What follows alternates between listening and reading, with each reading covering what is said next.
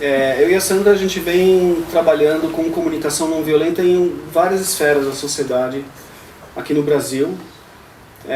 Nós já oferecemos atividades em outros países, no Japão, na Tailândia, nos Estados Unidos,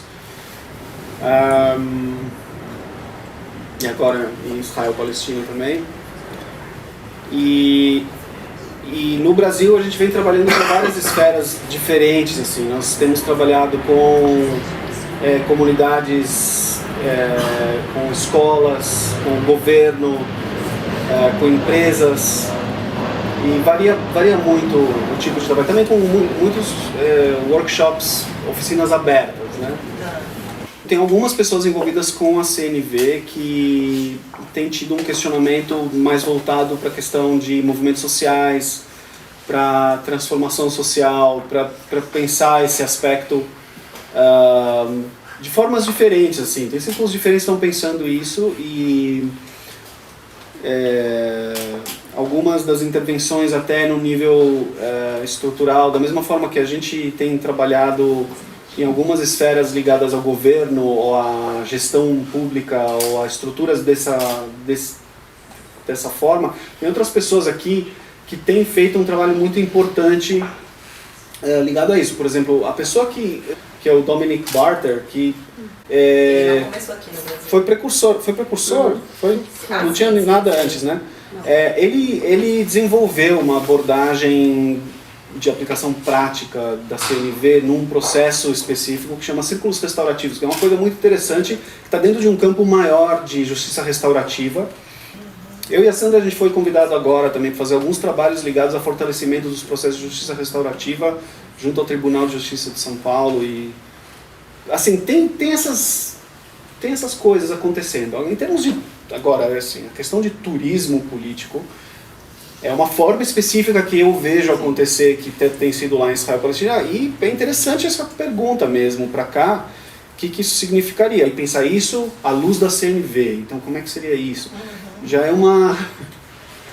Não está acontecendo, né? Mas de repente pode vir a acontecer. Teve um professor da Universidade de Haifa, que é o Ilan Pape, que decidiu abandonar Israel, e agora ele é diretor de um centro de história numa universidade na Inglaterra, super reconhecido internacionalmente. Em Israel ele não pôde ficar por causa do tratamento que os colegas e os amigos começaram a dar para ele pelo trabalho que ele vinha publicando. Você mesmo enfrentou alguma hostilidade? Você foi banido do Facebook?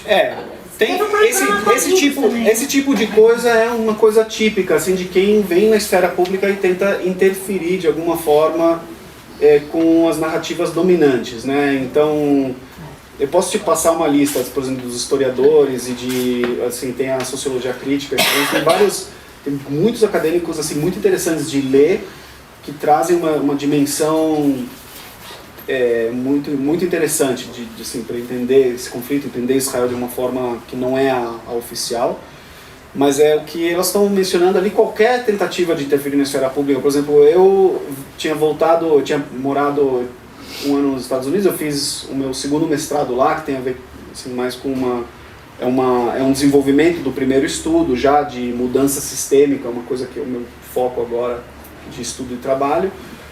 E lá nos Estados Unidos tem muito movimento já, não é muito, mas assim, tá presente um movimento judaico de crítica, né, pública. Então existe isso na esfera pública. Eu voltei para o Brasil, estava acontecendo esse ataque a Gaza, e aqui estava um silêncio, a comunidade judaica, ninguém estava falando nada.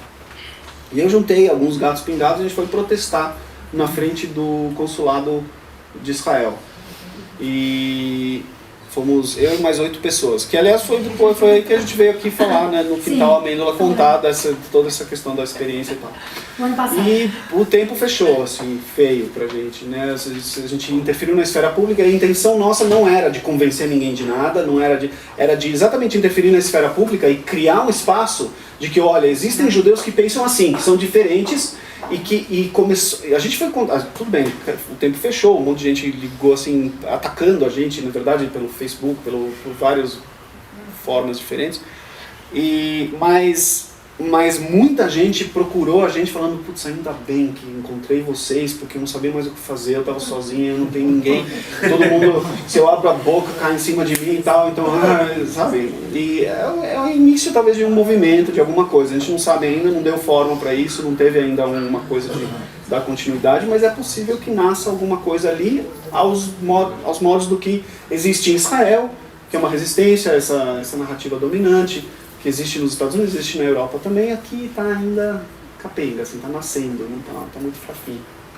A sua pergunta, assim, eu te agradeço de coração essa pergunta, porque ela tem tudo a ver. Você imagina eu estando assim, trabalhando com o conflito israelo-palestino, vendo a escala do negócio, vendo que as formas mais convencionais de lidar com isso são essas organizações de direitos humanos, ativismo, isso, aquilo, e vendo a escala, e aí aprendendo o CNV. E aí aprendendo o CNV, assim, vendo assim, nossa, é ouro isso. E aí vendo aquela escala, pensando, como é que eu faço para... Não dá, né? Porque tudo bem, é ouro, está na minha mão, mas e agora, né? O que faz? Isso que me levou, na verdade, a fazer esse segundo mestrado. Porque a minha pergunta era, como é que você pensa em mudança de sistema? E pessoalmente, para mim, é pensar a mudança sistêmica nesse aspecto, né? E aí, exatamente... Talvez, assim, tem duas partes do que eu quero te falar, que eu vou tentar assim, super resumir, porque realmente dá uma coisa muito gigante para falar. Uma é essa coisa do como é que você populariza mais a CNV, como é que você faz ela. E é interessante entender o seguinte, a CNV ela é um processo, uma abordagem para apontar para uma coisa que já existe. A CNV não é a panaceia. Ela é uma forma de chegar numa maneira mais humanizada da gente se ver o outro, se conectar, tá mais viva essa plataforma comum que a gente compartilha, que é essa nossa humanidade compartilhada, que aliás é uma coisa interessante porque ela traz um pouco de respostas para algumas das perguntas mais antigas que tem nos campos de pesquisa de conhecimento, da antropologia, das pesquisas culturais, do entendimento intercultural, que é essa tentativa de conseguir entender o ser humano com essa dualidade de que somos todos iguais e somos todos diferentes. E como é que faz para juntar isso de uma maneira que faz sentido, que flui, que fica bem. E a CNV ela é uma forma de você conseguir dar espaço para isso, dar espaço para o diferente e para o igual, de uma forma que você não precisa escolher entre os dois. Conter tudo isso significa um pensamento complexo. Significa sair do pensamento linear e passar para um pensamento complexo, que é uma das principais mudanças que precisa acontecer para a gente mudar do sistema que a gente tem hoje para um sistema que é mais humanizado. O nosso sistema ele é extremamente racionalista, utilitarista, pensamento linear, é assim, as várias esferas do pensamento são estruturadas nessas bases que são só uma perspectiva de ciência social, uma perspectiva de entendimento de suposições sobre o ser humano, suposições sobre a sociedade, de como ela funciona, e são suposições não questionadas, elas são aceitas na maioria das esferas. Você vai ver, a ciência política, ainda hoje, ela é principalmente dominada por uma abordagem realista, que é uma abordagem que se recusa a reconhecer os processos de construção social que trazem a ideia de inovação. Só queria fechar com isso. A ideia de inovação é uma coisa interessante porque é um campo muito amplo. Esse é o meu campo de pesquisa agora, foi esse de trabalho que eu gostaria agora de... Estou começando a pensar os projetos de como é que eu vou implementar. É interessante porque assim, tem um campo de inovação que é bastante amplo. Você tem os campos que falam de empreendedorismo social e de negócios sociais, que são uma coisa, são muito interessantes e tem muita coisa bacana ali, de coisa nova que aparece e tal, que eu não sei exatamente, eu não conheço muito. Mas tem uma seção do campo de inovação social que ela pensa o seguinte: os problemas que a gente lida, os problemas complexos sociais com os quais a gente lida, eles não são externos ao nosso sistema, eles são parte integral do nosso sistema. Não adianta a gente ficar pensando em respostas para um problema que a gente tem nessa sociedade, que tem sido, na verdade, a forma mais convencional vamos dizer, da área de desenvolvimento internacional, desenvolvimento econômico, ou seja, de desenvolvimento sustentável, muitas vezes tem sido conectada a isso. Vocês respondem para vão acabar com a pobreza, sem mudar o nosso sistema. A pobreza ela é uma parte integral desse sistema. Enquanto a gente tiver esse sistema, a pobreza vai existir porque ela faz parte. Ela é como um braço meu, assim, não tem como fazer.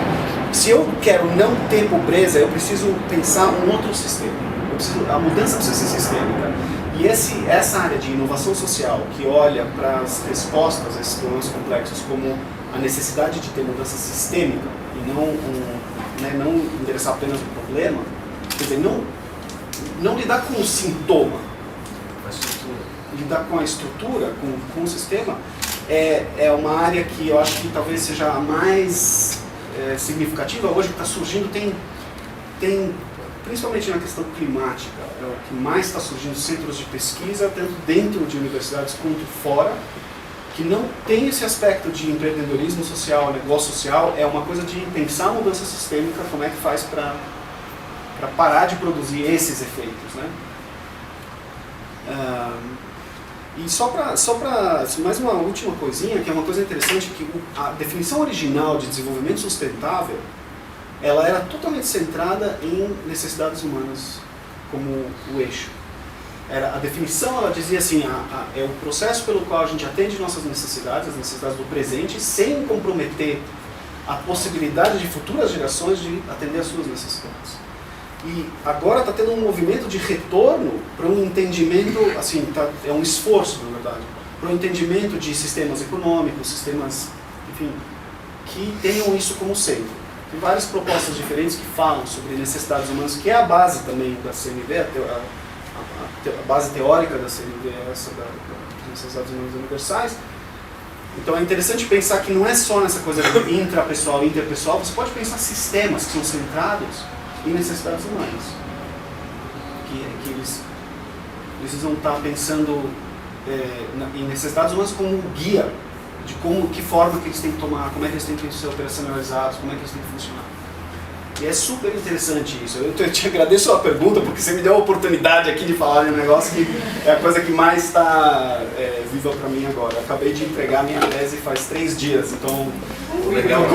Parabéns! Legal. Mostra onde é que está essa tese depois. Eu mostro. Tem alguma coisa que está relacionada ao que você falou mesmo de acordos? Por exemplo, a gente tinha que tomar muito cuidado com foto. Porque tinha gente lá que, se ficassem sabendo que estão lá, poderiam correr risco de vida. Por exemplo, o rapaz que veio de Gaza. Né? Ele não veio com uma autorização que ele ia encontrar com israelenses e não sei o quê. Inventaram lá um negócio que ele ia para um evento nos territórios palestinos da Cisjordânia. Enfim, não podia. E outras pessoas também estavam nessa condição. Então tem acordos que vão nessa direção. A própria natureza das atividades, entre fazer um movimento de atividades que devagar vai ajudando as pessoas a expressarem qual é a experiência interna que elas estão tendo pro grupo que está ali, e às vezes isso pode estar acontecendo no grupo, assim, para acontecer no grupo maior é muito mais difícil.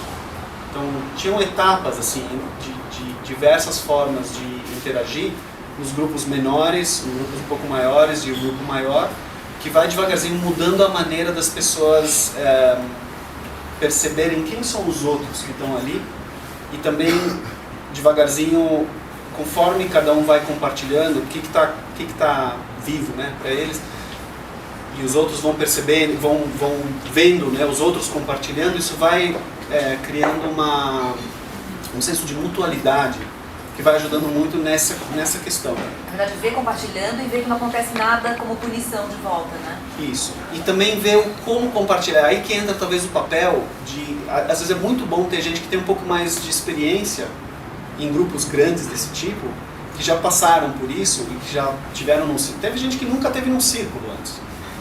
E só teve nesse formato. Eu não quero aqui ficar enchendo o saco com esse formato, é por causa da chuva, eu sei, mas assim, a pessoa se conhece o formato de sala de aula, nunca sentou em círculo onde todo mundo se vê, onde todo mundo está igual, onde todo mundo está presente, entendeu?